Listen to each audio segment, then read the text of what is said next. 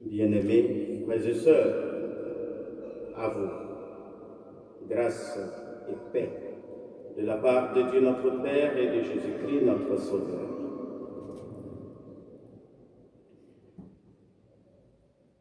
En ce 14e dimanche du temps ordinaire, année A,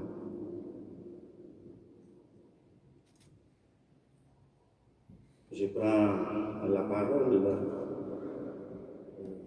en demandant bien sûr l'indulgence du révérend professeur Paul Béré, professeur en Bible, qui est juste derrière moi, pour lui dire d'être indulgent si j'ai mal compris les tests d'aujourd'hui. Il ne faut pas m'en tenir rigueur.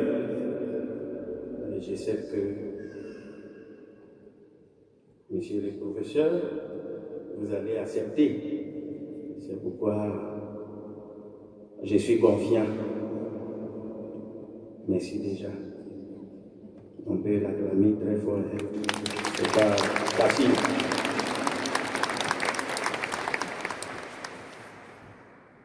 Frères et sœurs, les lectures bibliques de ce dimanche nous rejoignent dans ce que vit notre monde. Comment ne pas être accablé devant toutes ces souffrances,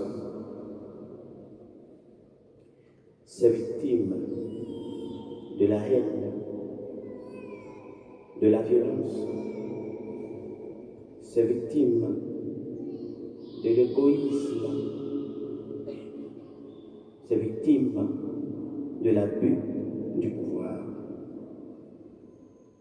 Le risque est grand de se dire qu'au point où nous en sommes, il n'y a rien à faire, que nous sommes obligés d'accepter la situation telle qu'elle se présente. Mais voilà qu'aujourd'hui, la parole de Dieu vient nous bousculer.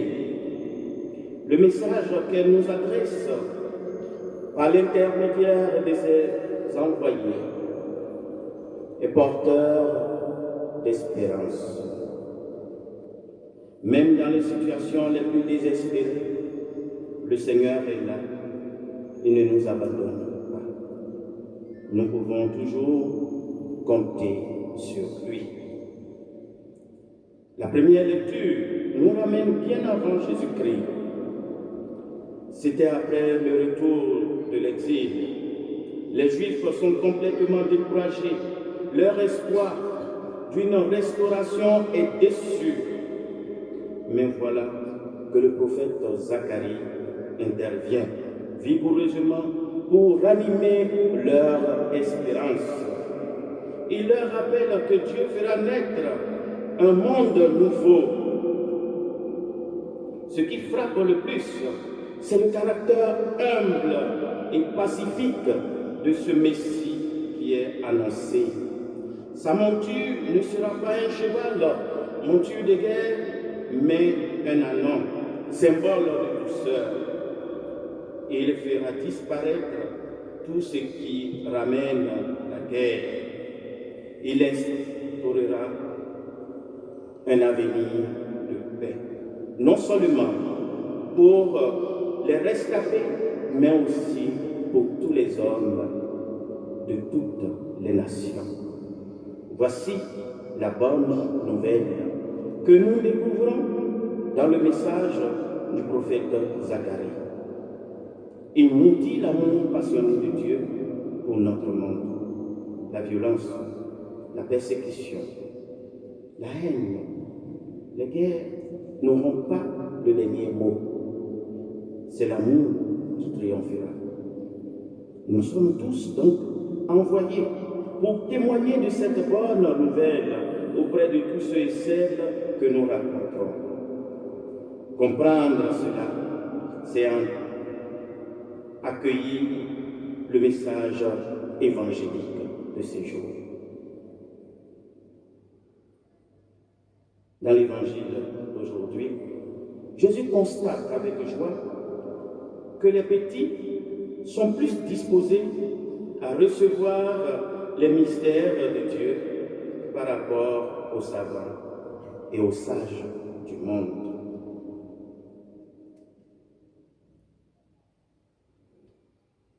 C'est facile à comprendre, non? Prenons les prêtres, tous ceux qui rentrent au séminaire. Quand ils demandent, tous, pratiquement, viennent des familles pauvres, seules. En tout cas, jusque-là, mes pères, vous qui êtes avancés en âge que moi, avez-vous déjà entendu l'enfant d'un président entrer au séminaire et sortir prêtre? C'est pas sûr.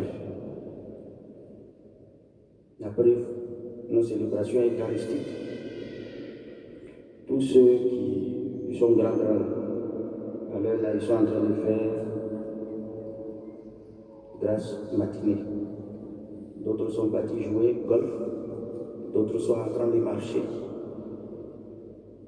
C'est les petits là qui viennent à l'église.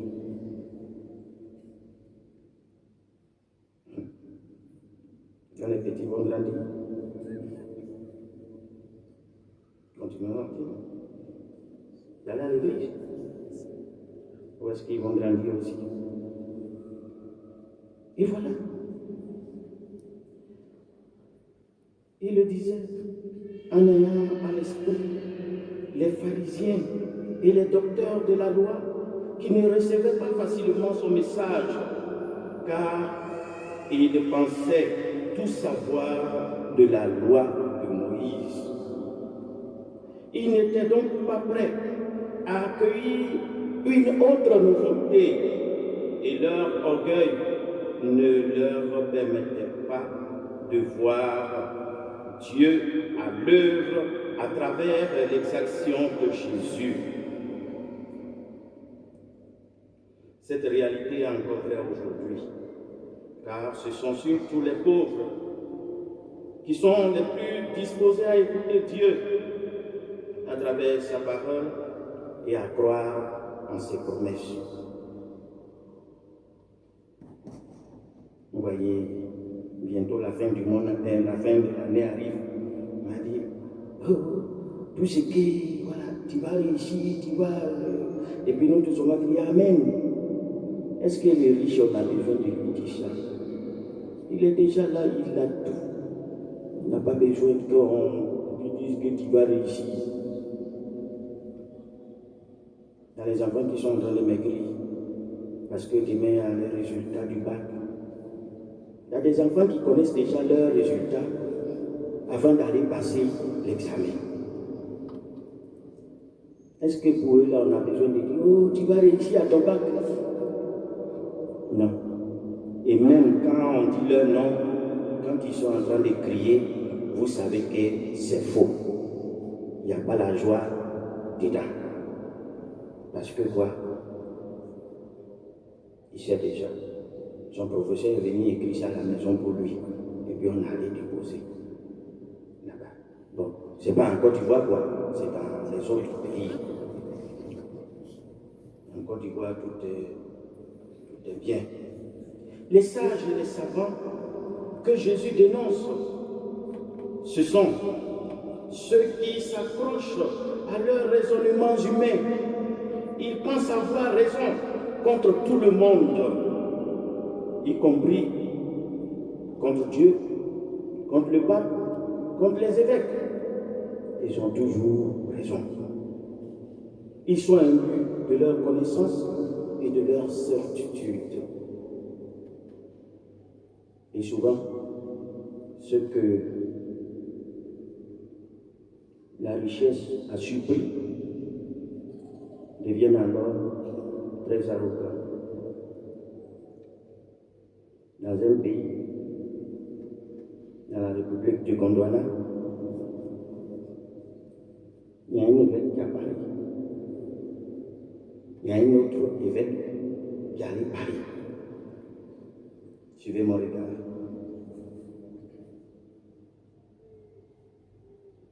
Ils sont imbus de leur connaissance et de leur certitude.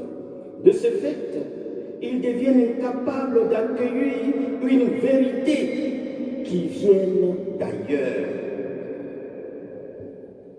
Pour accueillir cette bonne nouvelle, il nous faut avoir un cœur de pauvre, entièrement ouvert à Dieu. Et Jésus se révèle aux tout petits pour leur dire qu'ils sont les plus grands de ce monde.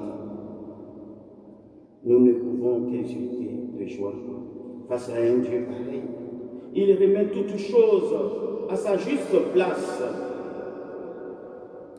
Ce qui a de la valeur à ses yeux, ce n'est pas l'argent ni la richesse de ce monde, mais l'amour de tous et l'amour de tous les jours pour ceux et celles qui nous entourent. Voilà.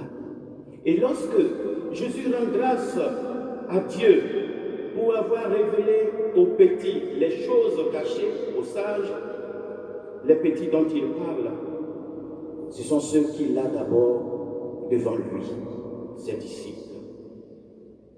Ils n'étaient pas des naïfs. Ils étaient des hommes adultes qui connaissaient les façons de faire du monde. Matthieu, le collecteur d'impôts, il connaissait toutes les stratégies, comment avoir l'argent. Donc, dans son domaine, il était calé. Jude, le zélote, connaissait l'art de la guérilla. Donc, un grand de l'armée. Paul, Pierre, Jacques et Jean étaient des pêcheurs qui savaient guider leur barque sur le lac et jeter les filets. Ils étaient des experts. Ils avaient tout abandonné pour devenir les disciples de Jésus. Ils avaient abandonné leur raisonnement pour regarder, écouter et suivre le raisonnement de Jésus. Suivre sa logique, qui est celle de l'amour. Lorsque celui-ci les invite, et de surcroît, quand il nous invite à la simplicité du cœur, il ne nous invite pas à une attitude infantile ou à un type enfantin de spiritualité. Il nous invite à une forme très exigeante de pauvreté du cœur. Il invite à le suivre comme disciple et donc à abandonner toutes nos sources de sécurité et spécialement notre soif de pouvoir, de la même façon que ses disciples avaient tout abandonné pour le suivre. C'est là que Jésus nous invite à faire un pas de plus. Venez à moi, vous tous qui peinez sous le poids du fardeau, et moi, je vous soulagerai. Quand Jésus dit cela, il a face à lui des personnes qu'il rencontre chaque jour sur la route de Galilée, des gens simples, des pauvres, des malades, des pécheurs, des exclus, qui subissent l'orgueil et l'arrogance des savants sans cœur et sans morale.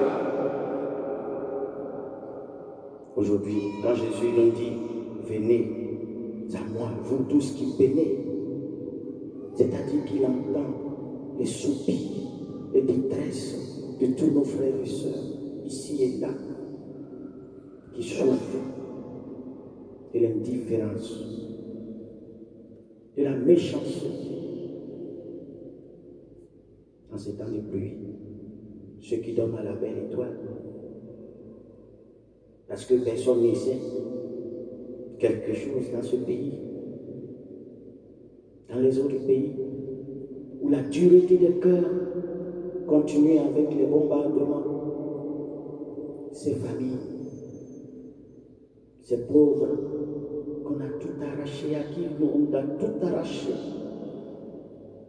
Jésus les a devant lui et il nous met devant eux. Et c'est pourquoi il nous dit, venez à moi, vous tous qui peinez. C'est à tous que le Seigneur s'adresse, venez à moi. Il promet ce que lui seul peut réaliser.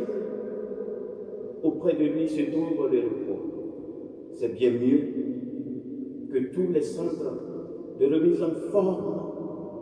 C'est bien mieux tous ces dons que nous faisons.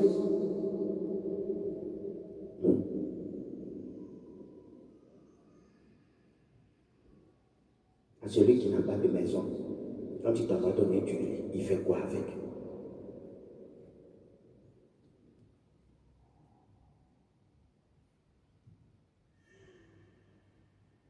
Le Christ peut rendre léger ce fardeau qui alourdissent notre âme.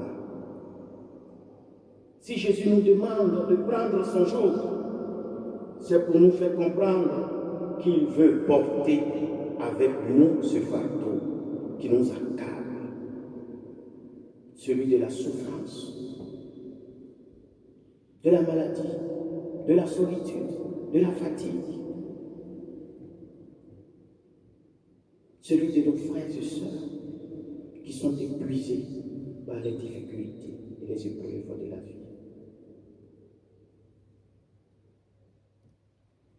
Jésus nous invite à être comme ces porteurs dans l'évangile qui amènent leurs frères paralysés, c'est-à-dire qui nous invite à être des hommes et des femmes de foi qui apportent tous ceux et celles qui sont fatigués à Jésus. Et il voudrait que, avec lui, nous soyons des porteurs d'espérance, des porteurs de l'évangile dans notre monde aujourd'hui. Il voudrait que nous soyons avec lui des porteurs d'espérance, des porteurs qui savent se tourner vers lui, Jésus, et lui présenter la situation de nos frères et de nos sœurs. Voilà la bonne nouvelle qu'il nous adresse aujourd'hui. Il voudrait que nous soyons des porteurs d'espérance dans ce monde. Mais porteurs d'espérance qui veut dire aussi savoir annoncer. Et savoir annoncer, c'est aussi d'abord savoir dénoncer, savoir se mettre debout pour la justice, pour le droit, pour l'amour et pour la paix. Puisse Marie, Notre-Dame de la paix, joindre sa supplication à la nôtre, afin que le Seigneur lui-même entende et écoute, exauce nos justes supplications.